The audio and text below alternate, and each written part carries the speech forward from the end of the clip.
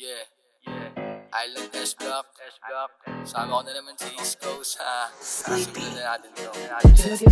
S-Block, yung nakikinig may taste. Mula inuunan, lagi kaming paper chase. Pretty boy na loko, kita mo naman sa face. Di naghahabol ang bitches ko, wakas balik sa base.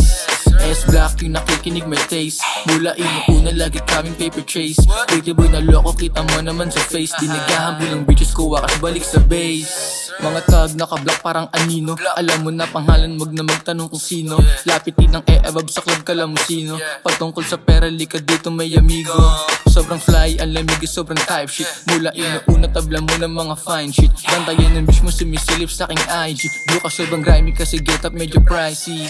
Kuha pera tapos bounce lang S-Block yung nag-disappear. Letter M at letter B ang hinahabol at karir. Pag hindi tungkol sa pera yung usapan I can hear. S-Block Island ang mag-iingay sa rap scene ngayong year. S-Block yung nakikinig may taste. Mula inuuna lagi kaming paper chase. Pretty boy na loko kita mo naman sa face. Di naghahabol ang bitches ko wakas balik sa base. S-Block yung nakikinig may taste. Mula inuuna lagi kaming paper chase. Pretty boy na loko kita mo naman sa face. Di naghahabol ang bitches ko wakas balik sa base. East Coast, kilala mo na kung sino. Pera lang ang taste kahit di nagkakasino. Ruby lang ang taste, itanong kahit kanino. Pera naaakit sa akin, piso hanggang libo. S-Block, kaliwa pati sa kanan. Island sa likod na ilang mga kalaban. Paki manugod, gitang daliri sa muka. Lahat sila nanggigil sa amin, walang nagawa.